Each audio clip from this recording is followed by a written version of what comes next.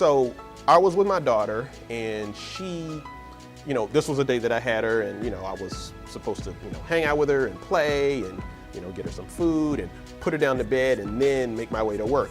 So around about the time that I started to get things together for her to have her lunch, I realized, oh, she didn't have any milk and she didn't have any diapers. So that meant that I had to run all the way across town to Target to make sure that I could get those items. So, with time winding down, I was thinking, okay, well, it won't take me that long to get over to Target. So we hop in the car, I bundle her up. We go over to Target, and I get there. I was like, ooh, it's a little bit later than I thought. So I don't know if this is gonna work. And so we get into the store.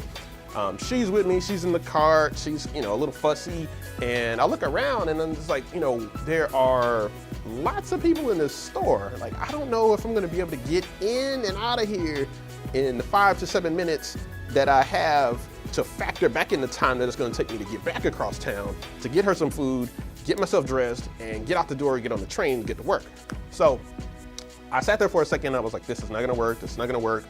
And and then my mood just sank. And so, me being the guy that I'm always kind of in my head about things. And I was like, well, you're supposed to be the mindset master. So if you believe this thing, then in this moment, you can turn it around. So I said, okay, all right, well, let's just put it to the test. So in my head, I brought into my mind the idea that I will get out of this store in 5 minutes and I will get everything that I need with nothing to spare. So at the moment that I allowed that thought to come into my mind, everything changed. So I was zipping down the aisle, and all the while I was thinking, okay, what's next? Where is it? Who do I ask? How can I find the brand of milk that I need? How do I quickly find the diapers that I need? And so I'm zipping down the aisle, and my daughter's fussy, and she wants to stop, and I'm running down the aisles and grabbing things and throwing them in the basket and letting her play with them.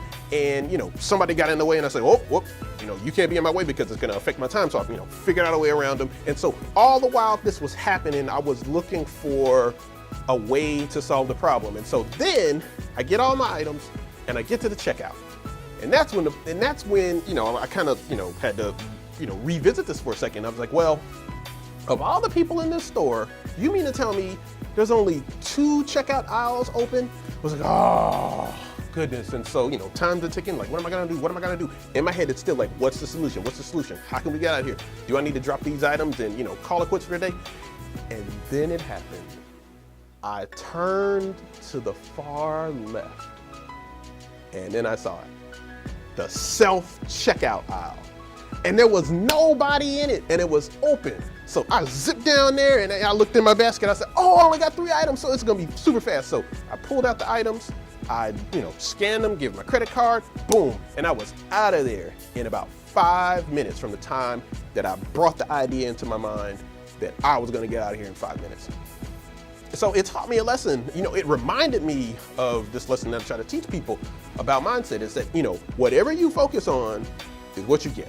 No matter what it is. So for something as simple as, going into Target and, trying to get out of there in 5 minutes, so what you focus on is what you get. And that is the only mindset that matters if you want to be successful.